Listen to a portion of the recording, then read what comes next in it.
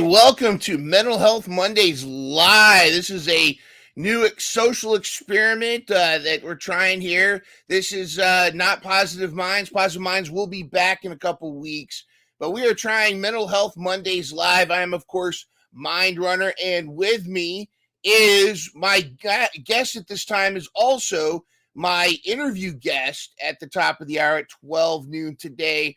Full episode dropping. All I got to say is it is chock full of content.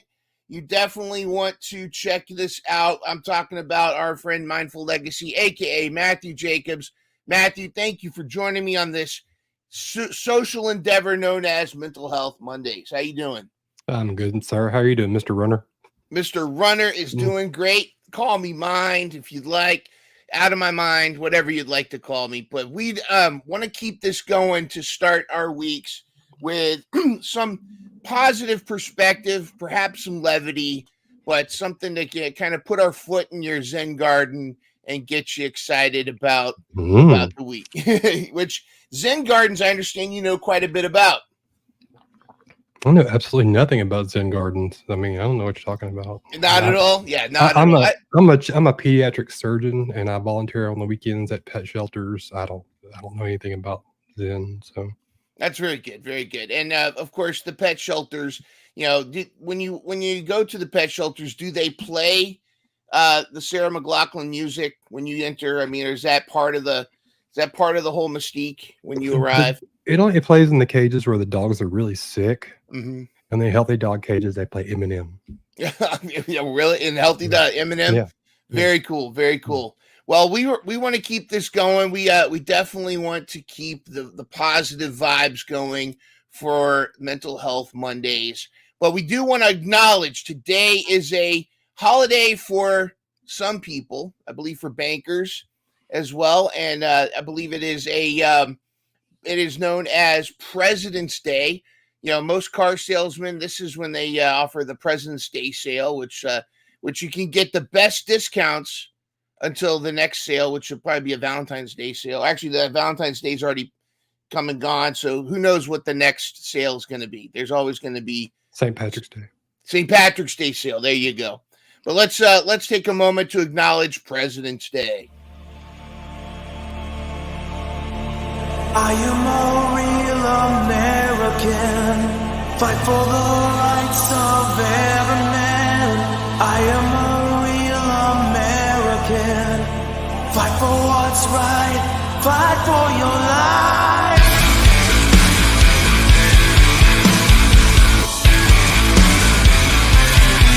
I am a real American. Fight for what's right. Fight for your life.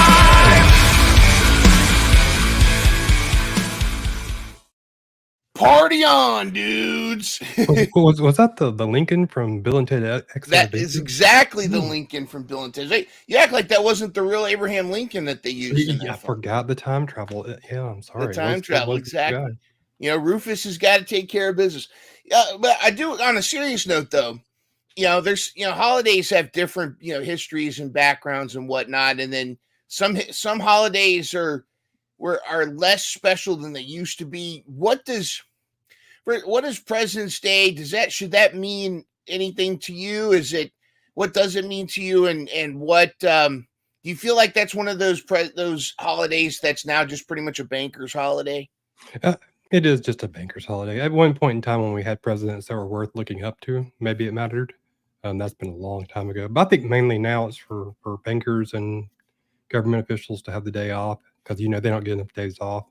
And so that we can make, you know, pitiful dad jokes about them, you know, like why did George Washington have trouble sleeping? Why did George Washington have trouble sleeping? Because he couldn't lie.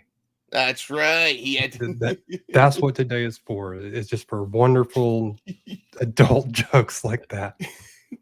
Wah, wah, wah, wah.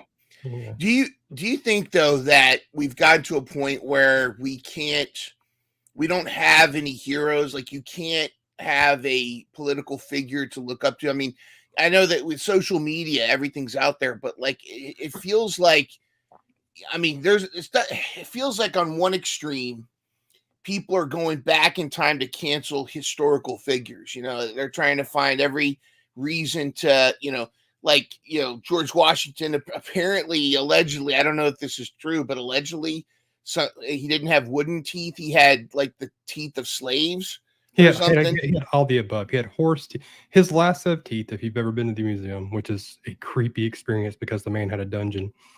But his last set of teeth, how do I know this crap? Anyway, his last set of teeth were actually a combination of horse teeth that were filed down and slaves' teeth. Yes. Wow. Kind of puts a different spin on the father of our country, if you will. He was crazy. There's a comedian that does a whole bit about that. He was a nut. He was a fiery little redheaded guy who was like, you always see that painting of him crossing the Delaware, and they don't realize the story behind that story is just incredibly vicious and awesome. I don't know if we should get into it here, but see, they're talking about heroes and that you really can't cancel. I mean, we have our country because of some of these guys, and for people who get really heads up about Abraham Lincoln, and you're kind of look, anything you can go back. We have access to information now. Yeah, that makes a difference. It's hard to be mystical and mathical when mathical is a word now. It's hard to be, it's hard to be mystical and a hero when you can actually go back and find out that you dressed in women's clothing and did weird things all the time. Hey, dressed in women's clothing, that's totally fine today's standards. You can't kink shame. You got to value what people are into. But it's kind of interesting how nowadays we don't really have like anybody like, for example, Taylor Swift gets a lot of hate, but she seems to be kind of like like she's more popular than, like, if Taylor Swift ran for president, she'd probably win. Isn't that more of a detriment to, or a statement of how pitiful America is right now than it is about how good Taylor Swift is at anything whatsoever? Well, I think that's kind of the question is, have our values in society shifted to, I mean, has it always been a popularity contest as far as president, as far as our government, political system, or, have we stepped away from true critical thinking? Have we lost trust in our own government? I mean, on one hand, politicians, lie by definition because they're politicians, but have we gotten to a point where really there's no one in their right mind runs for president or political office, and that's the problem. There's nobody in their right mind running. Yeah, I mean, I read that. I don't have the numbers on me exactly, but you almost have to be a psychopath to want that kind of, the power we're talking about, to want that position. Yeah. You mean, it's like, I forget how many psychopaths are there who are CEOs. I'm sure you've heard that before. Yeah. It's the same, but I think there was a point there. I think it was Nixon when television really started becoming a thing, and then Nixon was the first one to really come out and be human. Because they hid Roosevelt's, I think it was polio. Yeah, they hid Roosevelt's in the wheelchair thing forever. But when TV started and real reporting started happening, I think people started losing faith then, and this is just a progression. And then you get through the stuff we've been through the last 12, 15 years, and well, even longer. I don't know how long we're old now, but since the Clinton Gate thing, yeah, the stained blue dress. Yeah. But since then, I think everybody's kind of just lost kind of faith and trust in these institutions that we've invented for ourselves anyway. And so, yeah, I don't know if this day means anything more than it's just a Monday that some people get off, but most people don't. Yeah. And it almost seems like, for a position of you almost need to be kind of a narcissist to run for president. And I don't know.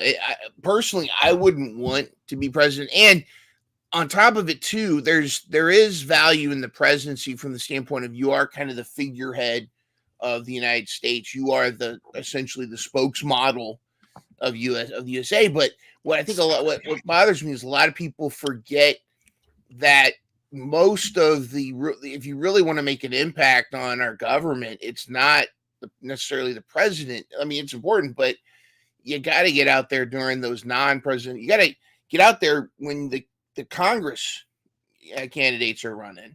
Yeah, your local congressional candidates, and not only in the federal level, but your state level as well. That's where the real governing actually happens. There's not much the president can do I mean, he can issue, which all of a sudden this became a thing. Executive orders have been flying around since Yeah. Trump got. I think Obama really started that more than anything. We knew we could do it. We just didn't do it that often. But like the damage, if you call it damage, or the good thing, depending on your view, that's already done. The only thing the president can really do is kind of put forth, SCOTUS, Supreme Court nominees, that can really control and change things, the way things happen in the future. But it's stacked right now, and I don't see anybody on there that's even close to passing away. God forbid. But yeah, everything like you just said, everything that happens that matters that we should care about. That it's a popularity contest for who's the president, but it doesn't really matter. It's your local politics. It's your from PTA on up to congressional. Mm-hmm. But and I think it actually, and that's an interesting point too. And you and I talk about this in our awesome interview chat that's going to be dropping right after our live show, right at 12 p.m. Eastern, 9 a.m. Pacific, where we talk a little bit about focusing more on what affects you, that realm of control, realm of concern, where a lot of times I think we tend to worry about things that really don't affect us as much as the things in our local community. If there's things that you're really passionate about, look for ways in your local community where you can make an impact. I mean, granted, there's certain things in national news that will affect you, but like sometimes, like you said, the local school board is probably going to be more important. You might have more of an impact with your local school board or your local, government than you would having, going online and changing your avatar to a certain flag or putting a certain emoji in your avatar. I don't think that's going to get as much of I mean, it might make you feel better, but I don't think that's going to be as effective as actually getting involved. Yeah, I don't want to tear apart what we're going to talk about for like 3 hours and coming up in an hour or so. But I mean, not to oversimplify, but yeah, it's more people just wanting something to do, needing something to fill their time with, and they want something to argue with. They want to be on the right side of something somehow. And so it's hard to think of terms in pessimism and optimism. It's just more, I gotta have something to do, so let's have this argument. And I'm sure I said something about women's dressing earlier, and I was referring to the founder of the FBI. I wasn't really referring. And somebody's going to come out and say, well, Biden cross dresses because he forgets and puts on Jill's dresses. And there's going to be something that's said everywhere. Everything. That's how this works. Well, you can probably take anything and find a negative way, a connotation. But we're going to attempt to keep things super positive. Yeah. Because aren't we both positive? We're totally not cynical people. Yeah. And in that realm, we're going to let's jump on to some positive news. And I got to bring. I'm still kind of on a Lil Jon kick, so here comes the positive news. Positive vibes and everybody smiles. And bad news for what?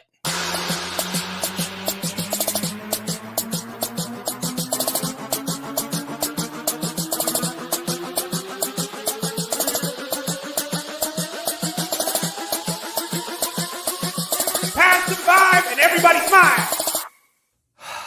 Bad news for what? Bad news for what? Bad news for what? What?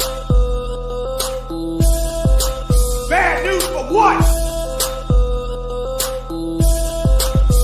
Bad news for what? All right, bad news for what? It is time for some positive news. We're gonna make sure we're focused because the point of this too is there's so much negativity, there's so much negative news out there. And so we're trying to turn this around and share some positive news stories for us all to enjoy. And I'm gonna bring up a couple of them. The first one I want to share with everybody. Really awesome. These two kids, this one kid in particular, I want to share this story. This girl, she's 8 years old. She dreams of being a gymnast after receiving a superhero-themed bionic arm. This is a girl that was born without her left arm. And through technology, the technology that we have now with prosthetics, she's an ambitious 8-year-old, show off what she can do with her new prosthetic arm. And just look at that. Look at how cool that looks. And to me, that's like turning around a disability and making it seem really cool. It's Sophia Uden from East London was born without a left hand, but despite this, she's not let anything hold her back, according to her mother. Develops in technology, Sylvia is now able to use a bionic arm, and hers is complete with a bright pink Gwen Stacy Spider-Woman cover. The prosthetic was created nearly a year ago by Open Bionics, a Bristol-based company that specializes in creating cheaper 3D printed bionic arms for amputees, known as the Hero Arm.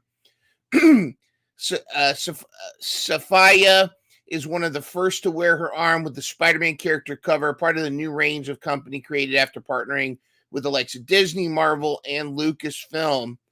Looks pretty cool. Now, Grant, I mean, still we're still a ways away from like complete cyborg augmentation, but imagine being this kid and being born without a left arm, and now having not only a left arm that she can operate, but looks cool. What are your thoughts on this, Matthew? Amazing. Isn't that so wonderful for the kids who go through that?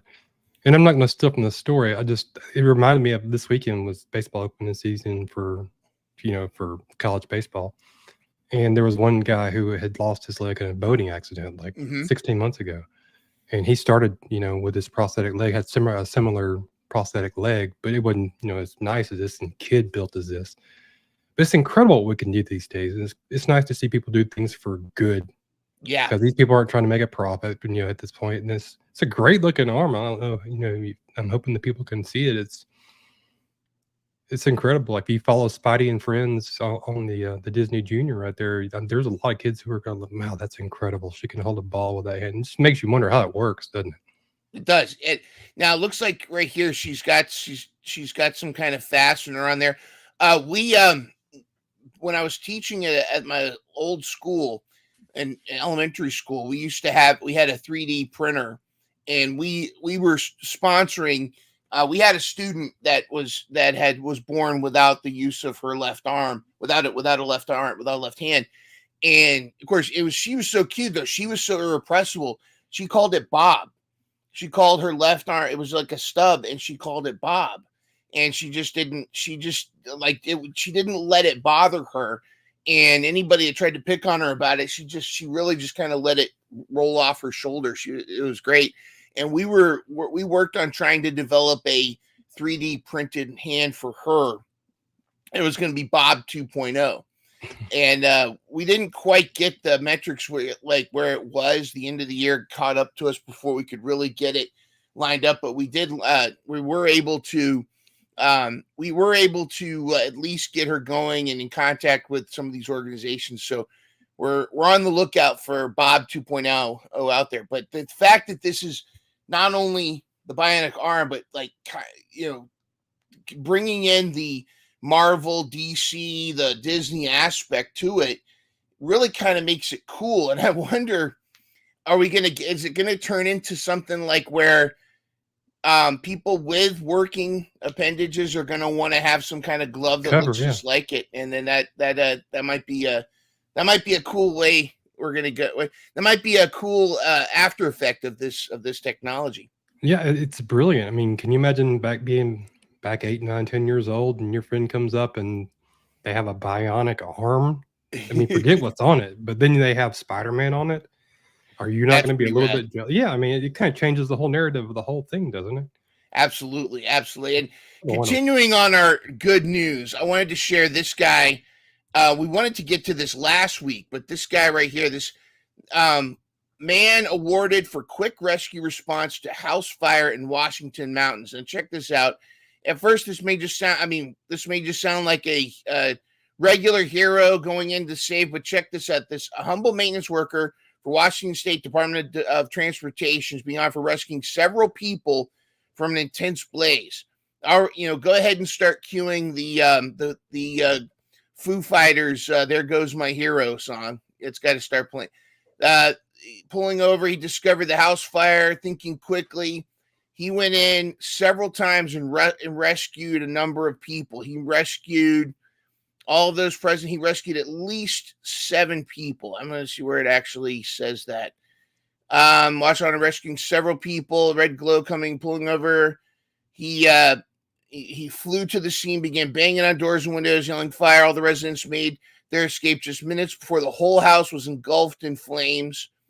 But Haight had warned the man inside it as well. All of those present cleared the area. And he said it was so intense that he felt from the road, causing many pines to catch fire as well. So this guy gets the badass award.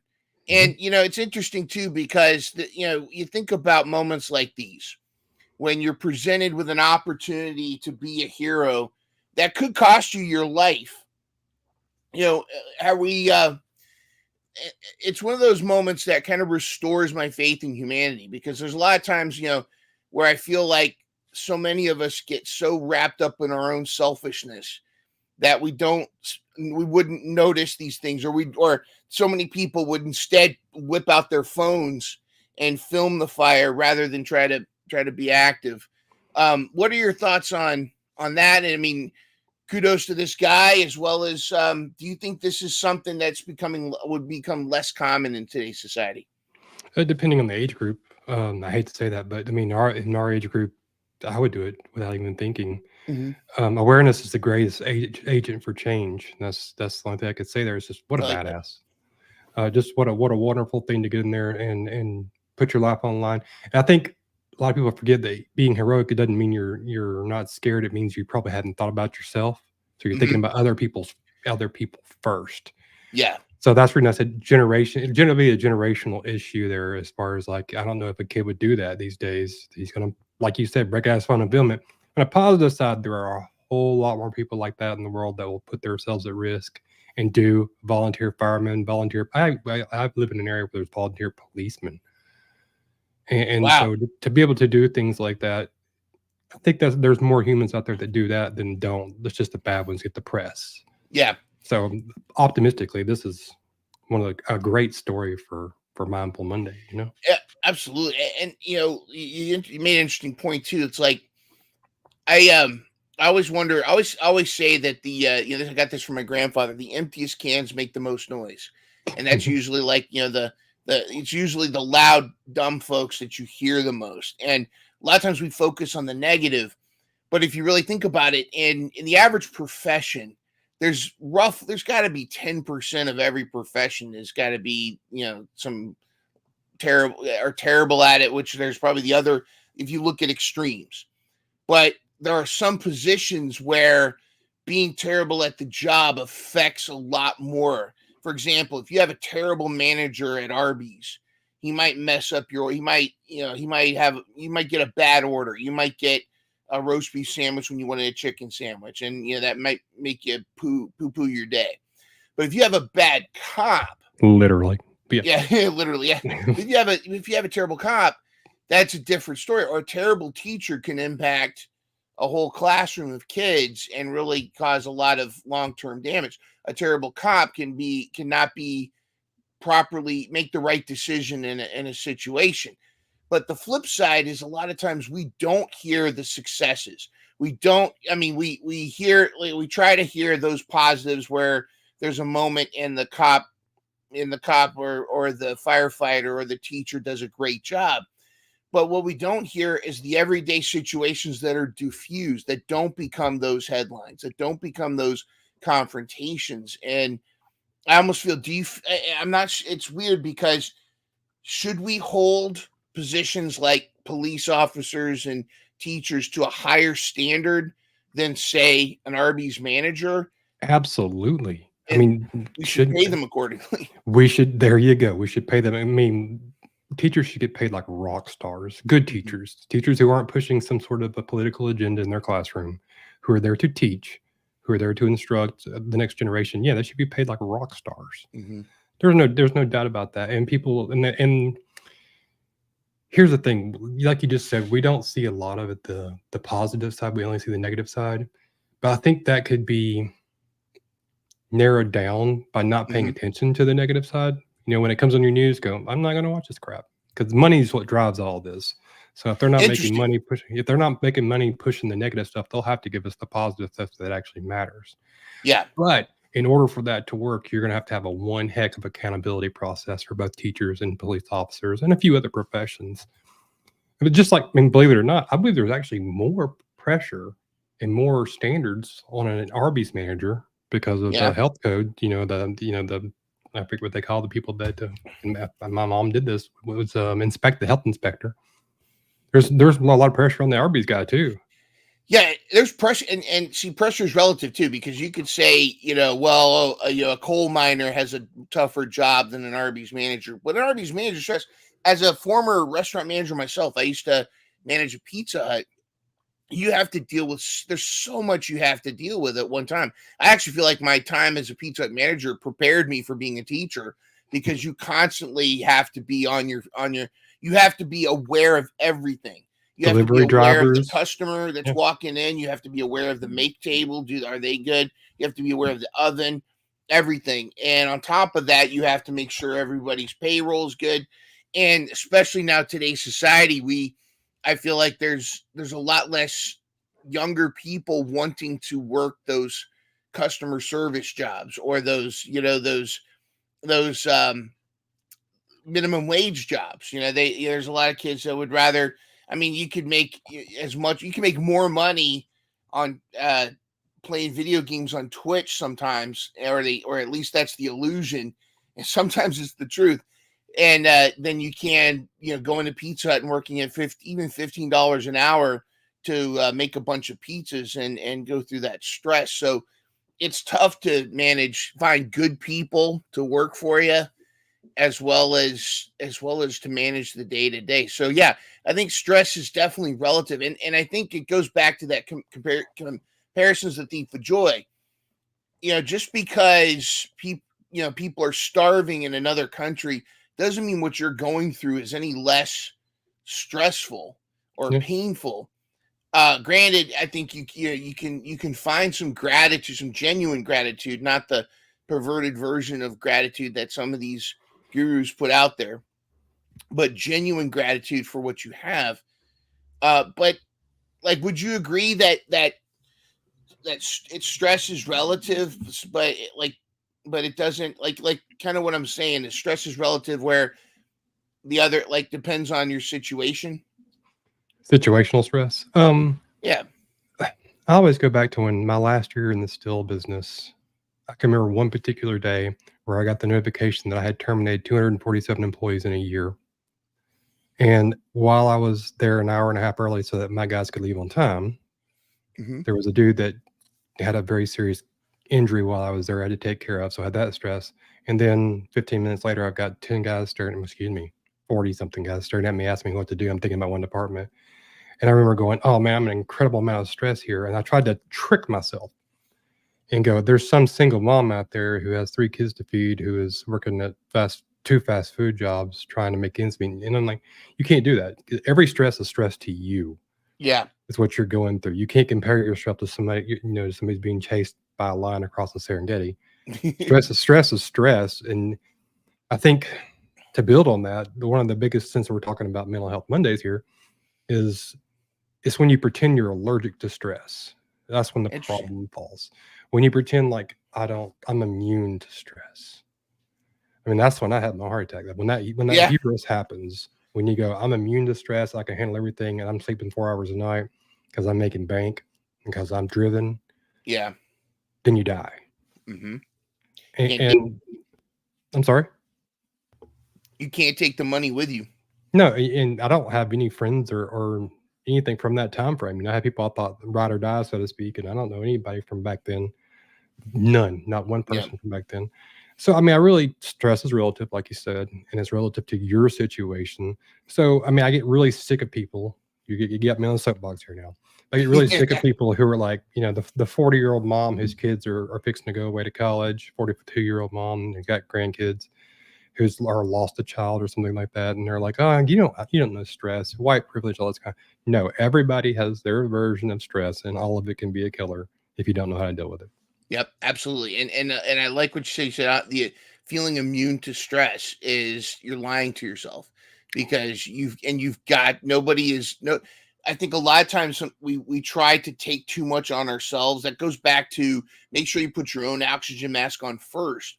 A lot of us, I think, especially parents, because you suddenly want to become this, you feel compelled to be this superhuman person, that you forget that you need some time for yourself to heal. You need to make sure your own mental health is taken care of. And it's so hard to have a positive work-life balance in today's society. Now, I will say this. What's that? I see a lot of parents. I talk to a lot of parents who forget to even enjoy their kids. Yeah. And you don't want to resent your kids either. And I think that could happen if you are constantly stressed out. If you're constantly, and I've seen this in people I know, where they if they don't take time, if they don't set things up to take time where they can have a chance to breathe, to recharge, then you start to resent your kids. And I've seen that in a couple situations where they don't want to be around their kids because they feel like the kids are taking their own joy away from them. And you have to really be careful with that. But bringing joy to you wouldn't be possible if it wasn't for some of our sponsors. And we are pleased to announce today that we have a sponsor, and I'm really excited. I don't know, do you have any peanut allergies there, Matthew? No, I'm great on all nuts, especially on the ones we're fixing to talk about. Excellent. Well, ladies and gentlemen, our new sponsor, let's enjoy this message from D's Nuts. Hello, Positive Minds friends. Today's episode is brought to you by D's Nuts, your one-stop destination for a nutty delight. Are you craving a snack that's both delicious and energizing? Check out D's Nuts for a special offer just for our amazing Positive Minds audience. Picture this, a crunchy sensation dipped in rich chocolate or infused with a refreshing minty twist. Yes, you heard it right. D's Nuts offers a variety of flavors that will tantalize your taste buds and leave you wanting more, including pineapple or asparagus. And the best part, you can enjoy these delightful treats by the sackful or opt to catch a single serving nut. Whether you're on the go or lounging at home, D's Nuts has got you covered. So why wait? Treat yourself to the ultimate snacking experience with D's Nuts. Head over to the website now to order your special snack sack of nuts and elevate your snack game to a whole new level. Don't forget to use code POSITIVEMINDS at checkout for an exclusive discount. That's code POSITIVEMINDS for savings on your next nutty adventure with D's Nuts. Thanks for tuning in, Positive Minds fam. And remember, when life gets nutty, embrace the positive and grab a handful of D's Nuts. Grab D'sNuts.com. Yeah. Nothing better than if you warm them up too. A warm bag of D's Nuts is heaven. Absolutely, it's heaven. And do you prefer to grab them by the sack, or do you prefer to catch an individual single nut? I really enjoy while I'm watching like a ball game or something, just to have the sack there so that I can kind of crinkle it. Yes, it just keeps the nuts flowing and moving, and just has that satisfying sound and feel to it. And you're right. And everybody should enjoy a warm sack of D's Nuts, because nobody likes a cold sack. It's shrinkage. They feel smaller, yeah. Yeah, there's shrinkage that just robs you of enjoying the full Monty of a large sack of D's Nuts. Well, thank you for our sponsor, and thank you, the awesome Ben, the Stash Dash King, for that great commercial. More commercials from Stash Dash King to come. We're looking forward to it. But now it is time for us to switch gears. It's time for us to put our guru minds together, our mindful legacy and our mind runners together, to answer, to try to put some help out there, to be of use ourselves, to be that mental health hero that we want to be. It's time for us to answer some DMs and emails that you have sent in. It's time for us to put down them crawdads and slap your pappy.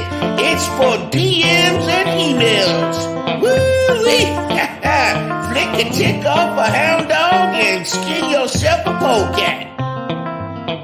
Go get. Oh, all right. Yes, it is time for, I believe that was Soggy Bottom Mind Runner there from the Soggy Bottom Boys. Not Soggy D's Nuts. Yeah, I have a feeling Soggy Bottom Mind Runner is very familiar with D's Nuts.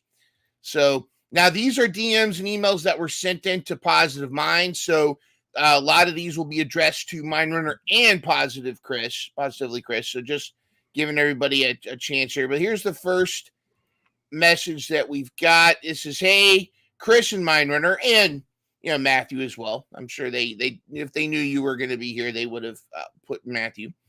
I try to be nice and kind to everyone, even with people that rub me the wrong way.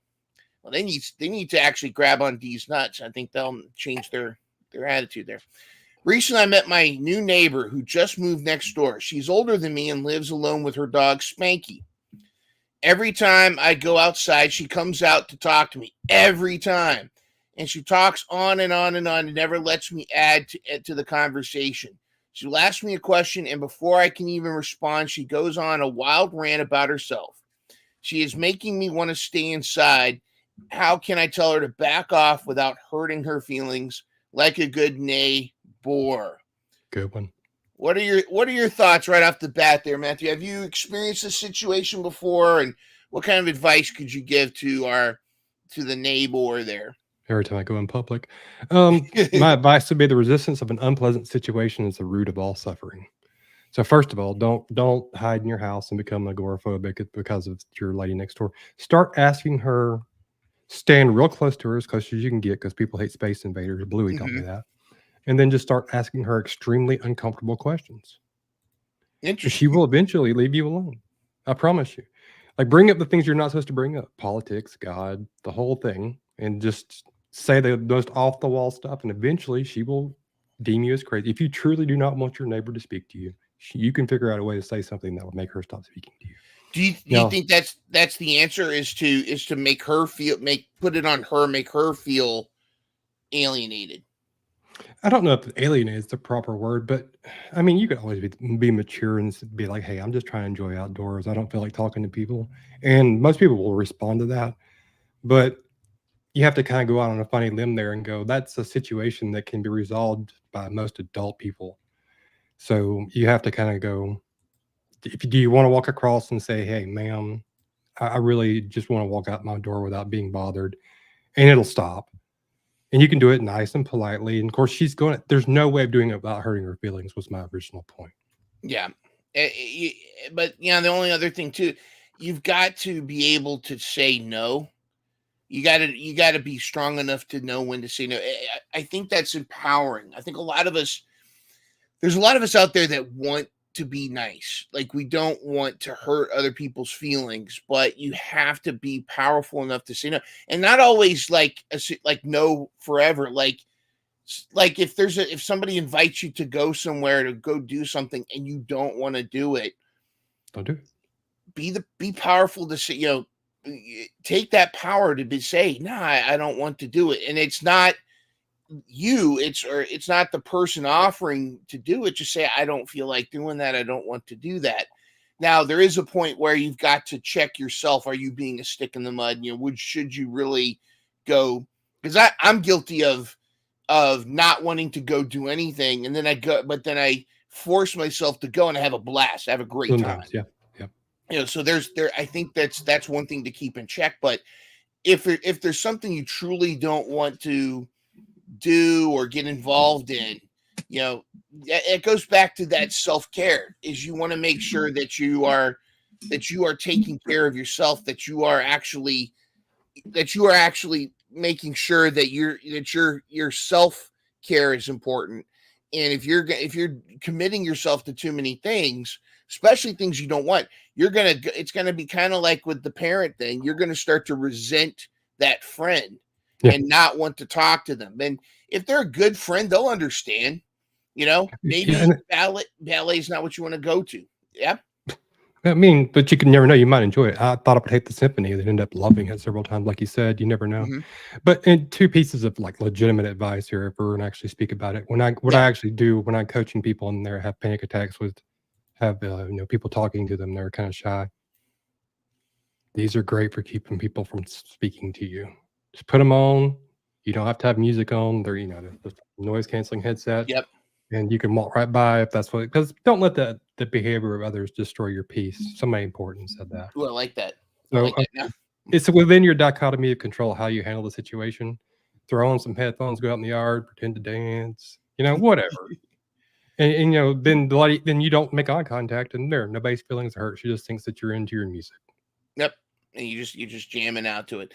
I think that my dad has a hearing aid, and he'll sometimes turn his hearing aid off just to kind of go with the flow. But but I think that's exactly it. Don't empower yourself to not worry.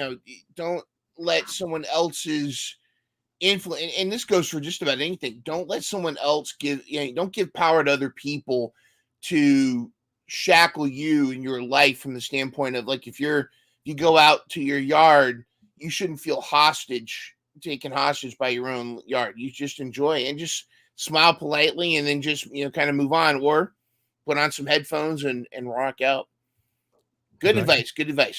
I have another we have another email here. Let's go to autism or Brad. This might be an interesting one, because I wanted to keep this on here. This, again, we don't necessarily endorse, but I think as a parent of someone with autism, I'm thinking this might be something that we could address and maybe clear up some misconceptions from the author here. It says, "Hey boys, longtime listener, first time DMer. My sister-in-law has a son who is autistic, or at least she says he is. Honestly, I think he's just an a-hole." I've edited this, by the way. I've read up on autism and watched a lot of videos. Good for her. And this little demon spawn just acts like a selfish brat, but my sister-in-law spoils the crap out of him. We were visiting last weekend, and he kept throwing things around the house. He threw the TV remote at my husband, which gave him a bruise above his eye, but his snowflake sister just said, "That's not how we hand things to others, Damien." I changed Damien for myself. Yeah, why did you pick that particular name? That's interesting. But go ahead. Random selection. It was when I caught him going through my purse that I lost it. I said, "Listen, you little expletive, leave my stuff alone or I will cut you." He went crying to Mama Softy, and later I ended up in an argument with my husband, who defends her constantly. So what do I do here? Signed, F them kids. Well, we might have to have some. Let's talk about that, because there's a sliver of understanding with this person from the standpoint of where is that line, but I think. Let me ask you this: do you feel like sometimes autism, as a parent of an autistic child, do you feel that autism sometimes gets overused to diagnose kids, or it gets self-diagnosed a lot? Or I don't know if you can call it self-diagnosing if you're diagnosing your own child. If he has a legitimate diagnosis, we're going to focus on that part. Okay. But you also need to understand these two things aren't mutually exclusive. My little semen demon can be a butthole and be autistic. He can do both. Mm-hmm. He's skilled enough to do both. But the snowflake part, I'm gonna move right along with this one. I want to say a lot of things and be irritated. But the snowflake part where you don't, my son in particular, he has pica along with autism, and he also I forget what it's called, but he really can't feel pain. So he can run into doors and walls, and he pops down and get brought back up. Yeah, you think of it as a superhero thing, but it ends up being terrifying as a parent. And it's gotten better as he's gotten older. He's starting to really, like, I can remember the first time he felt pain, and I was like, wow, okay, he's registering something now. But like, punishing an autistic kid is incredibly difficult because they don't respond the same way. You got to understand a kid's different. You could take a kid and punish him, and you can take an autistic kid and punish him, and you're going to have two completely different reactions to that punishment. Yep. And so a lot of times, and I've heard this from people who are a lot smarter than me and who are a lot more experienced, they view the punishment as a game. So if you go all Alabama on somebody and start taking a fly swatter to bare legs, a kid that's not neurodivergent is going to say, "Oh, that hurts. I need to stop doing this." Whereas a kid who's autistic, most times, especially depending on the stage, will view it as a whole different game and not relate the two to one another. But the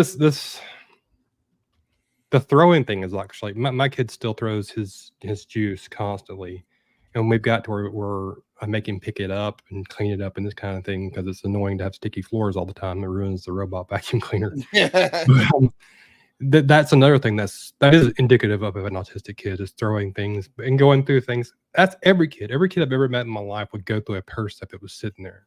Yeah. And so, but really it just reads like this lady is incredibly, and I hate to say this, but it's really like she doesn't need help. She just needs to quit being an a-hole herself. There is no mistake in nature, and love is the absence of judgment. And if you're going to be invited to somebody's home, then when you're at their home, you need to follow their rules and how they want to raise their children. If you don't agree to that, then you have the option. It's within your dichotomy of control to not go to that home. Yeah. And it's within your husband's dichotomy, boyfriend's dichotomy of control, whichever it was, I forgot, to completely divorce you and not take you to that home. I mean, because that's what I would do. Just sounds like a very, I'm not mean to be ragging about it, but it sounds like a very unpleasant person who, even if a normal, that's how he do. I almost use the word normal, a non-autistic child, a non-neurodivergent child, if he was acting up, I still don't know many parents who would be like, I'm going to cut this kid. Yeah, that really raised my eyebrows. I will cut you. That indicates what kind of person I would ask that question. I sense there's more to the story. I think we're not hearing I think we're hearing. I'd like to know. I mean, granted, kids can be assholes. Let's be honest. Kids can be assholes. Kids, like you said, and that necessarily indicates autism. That's kids. There's adults. Kids, and adults too. They're adults throw their juice boxes too. But it sounds to me though that it sounds to me there's more going on with this story than just the child. I feel like the author, F them kids, which is her handle, is really projecting a lot onto this kid. Like there's more beef going on, and I think her argument and I think she needs to maybe listen to her husband a little bit of what he's just defending his sister, but what is going on, because I can't imagine saying I'm going to cut you to a kid. I mean, especially if you're just visiting. Yeah, and I'm reading the whole thing, and I'm sorry to jump in there, but I'm reading the whole thing, and I think you're actually reading too much into it. If you really just read it, it reads like a person who's incredibly selfish. That's all about her, and she wants the whole world to be about her. So I'm guessing young, under the age of 30, 35. And everything you're saying is true, but even if, I don't think she would understand her husband if he tried to talk to her. Then she'd probably be on Twitter or excuse me, X, and whining about her husband being mean to her because he tried to speak to her about this. It's just the way it strikes me. I think our advice is maybe a little self-reflection here. It might be in order. Before I'm not denying that throwing things around, and I'm not denying that it's a bad thing to go through the purse, but I think you've got to be careful projecting some of your own issues onto other situations. I think there's a lot more going on than as far as putting the state of mind here. So I think some self-reflection. Let's find another one. We've got another one here. This is called this one's Hope is Lost. This is a short one, but it's powerful, and I think we can really offer some good advice to this one. This is hey, Chris and mine, and Matthew, of course. What advice would you give for someone who feels like their world is falling apart, that nothing's going right, and they want to give up? What advice would you offer? Signed, Despairing Desperado. Once again, there's always a quote, and this one's going to be from Buddha. Each morning we are born again, and what we do today matters the most. Your world probably isn't falling apart. It's just your perception of it. And you just need to give yourself a break and realize that, here we go again, this is one of those bad advice times. That's good advice, but if you take it the wrong way, it's all going to end the same way. It doesn't matter if you mess up. Everything's replaceable. Everything's redoable. Poo wipes off. I was trying to look for a word that was not profane. Poo wipes off. I mean, there's too many people who actually believe that one mistake. I mean, how many mistakes have you made there, Mr. Runner? in your life? None. I'm perfect. Exactly. And look how life you're in. And they were on the opposite side. You have me, who I made 15 before I got my cup of tea down this morning. So none of it matters Yeah. as far as like your life. Your world's not falling apart. You know, you can lose. It's all, if it's within your control, fix it. If it's not, move on. And I mean, there's really, you're cool, man. Don't worry about it. Yeah, I agree. I think that it's perception.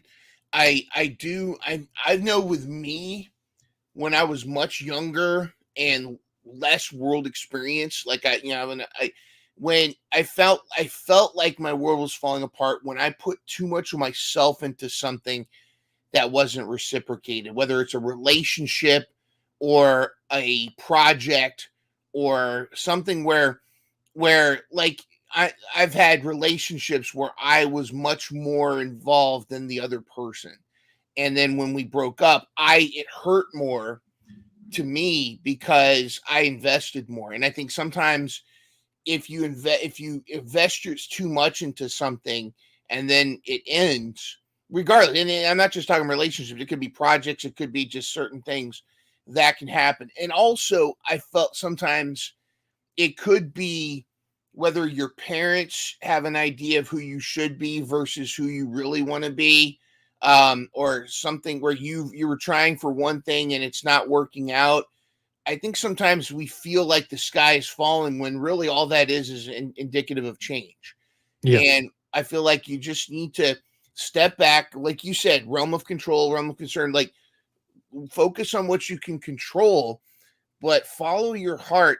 And I feel like a lot of times these changes happen because it's setting you up for your next journey, your adventure, your new adventure.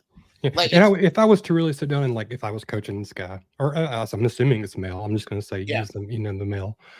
But I would literally say, look, everything has a beginning and an ending. Mm-hmm. I mean, everything. So just make peace with that, and everything's going to be cool. You're going to be just accept what it is. It's your next adventure. It's the next thing in your life, and things may seem bad now, but especially when you're younger. But as you get to be our age, like you just said, things look differently with a different pair of glasses on. Yeah, and there's two ways to look at it. Like you might see like rocks crumbling in front of you and be like, oh no, rocks are in front of me. But that may just be like, hey, but what about this path over here? Go this way. And I'll even just share, that's happened several times with me where I found I was teaching in a classroom for over 10 years. And I got to a point in my life where the last few years I was really just not feeling like myself. I couldn't be the teacher I wanted to be. There was so much from a admin wanting us to do this, that, and the other thing. People that had never taught are telling me what to do and are telling me how to teach. And I'm like, well, no, this works better. And I've got, there's so many like straws on the camel's back, but I still was like trying to push forward. And then just until I realized, hey, no, this is the path I need to go. And the same thing happened to me years ago when I was a car sales manager. I had to realize that this was no longer my path and embrace change. And then suddenly things clicked. Things worked out. I felt so much better. And I think the way to look at this is look for this as an opportunity for your next journey rather than and like you said, if you really step and look at it, your world is not ending. There is hope. You just got to keep stepping. You got to step back and really just evaluate how much you've put into what you feel like is falling apart. If that makes sense. It made perfect. It was very well said. I would just add, heck, I've been divorced. I don't know how many times, and all those felt like they were going to be the end of everything. But what is it? The obstacle is the path. Mm-hmm. That's the quote I'm looking for there. Well, sometimes, like you said, the obstacle changes your path. Like mine, I had a heart attack at 36, and I was in the steel business. It's like, I'm going to retire and I'm going to write now. And look how much better that I enjoy my life. And I never wanted to have kids, and then had an accidental kid, and that's like the best thing that's ever happened in my life. So you don't know, man. And the thing is, if you sit there and start trying to focus on that, you're focusing on yourself. Yeah, I've never seen anybody be truly successful on the whole, I'm going to be positive and focus on myself completely thing. So Yeah, very good. We've got another one here. This one just says, I've been struggling with anxiety lately, and I could really use some advice on coping mechanisms. It's been affecting my daily life, and I'm finding it challenging to manage it on my own. I know both of you have experience and knowledge of mental health matters. Well, good. They must have known you were going to be on as well. So I I thought you might have some valuable insights or strategies to share. Any advice or resources you could offer would be greatly appreciated. Look forward to hearing from you both. Best regards, Anxious Andy. All right. Any thoughts for Anxious Andy here? breathe. Just take a deep breath and do it slowly. 4 seconds in, 4 seconds hold it, and 4 seconds out. That's the greatest immediate stress relief I've ever seen in my life, or anxiety relief I've ever seen. It's one of the few things that's taught that's actually adequate everywhere. Breathing helps out a lot. And obviously you can move on to other things like meditation, but I think let's just keep this simple if we can. Yeah. Just realize that, being anxious won't kill you, man. Nobody's ever died from being anxious. Mhm. And nobody's ever died from a panic attack that we know of. Yeah. Just breathe, man. It's cool. Just go with the flow and look around you. I used to teach my kids at school to sniff the flower and blow out the candle. Yep. Sniff the Beautiful. flower, blow out the candle. And it's remarkable how that works with the kids. Like it'll calm them down. Not just anxiety, but even like anger. Like when they're frustrated with another student, or they're frustrated with whatever assignment. Any kind of, like when they're worked up, just sniff the flower and blow out the candle. And that just, it works for me. I mean, even just now, it's calmed me down. Yeah. And you know me, I'm on my third cup of coffee, so It's beautiful. This is so simple that it's really a travesty that most people, anything mindful. Mhm. You just put a mantra in somebody's head and they follow that mantra, even if they're not doing the breathing properly, it's gonna calm them down because it's gonna be repetitive. Yep. But you can do anything. Now, I'm not gonna recommend, self-harm, but I know people who snap rubber bands on themselves. Yep. Or Mhm. pinch themselves. But I've also had great success. I've had a lot of clients come back and say, when I said, okay, well, the breathing thing, they're like, oh, the breathing thing isn't working for me. And I'm like, well, you're probably not doing it right, but that's fine.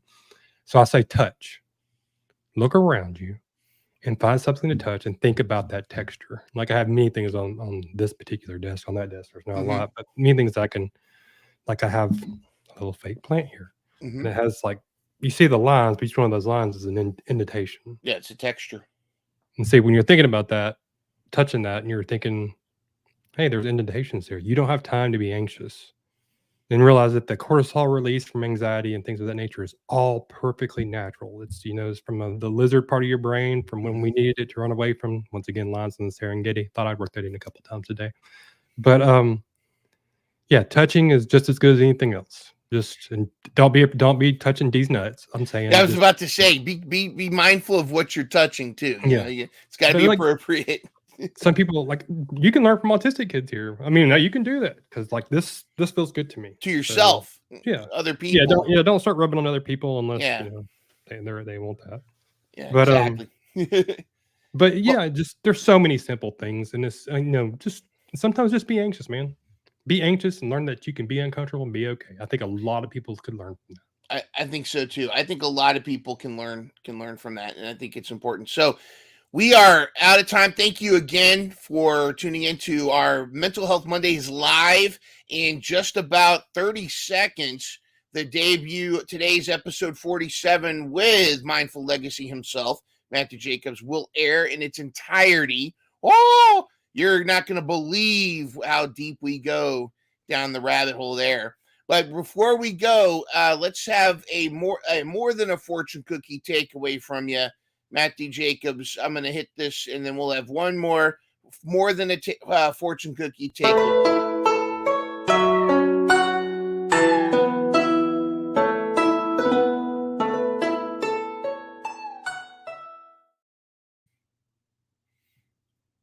What advice did you have there, sir, for more than a fortune cookie? I'm going to use another quote. I'm trying to remember her name. Rachel Danson, which is just a random person. But when she said she feels like dancing, she dances, and she doesn't care what anybody else is thinking about the way she dancing or if they're laughing at her. She just dances. And yeah, live your life like that. I like that. I'm going to add to that. I love that, dance like nobody's watching. And I'm going to add And Bree, I want you to everybody also to practice sniffing the flower, blow out the candle. Beautiful. Sniff the candle too. It probably smells good. And buy some D's nuts. And buy some D's nuts. Absolutely. For Matthew Jacobs at Mindful Legacy on X, I am Mind Runner. Thanks for tuning in, and we'll see you next time.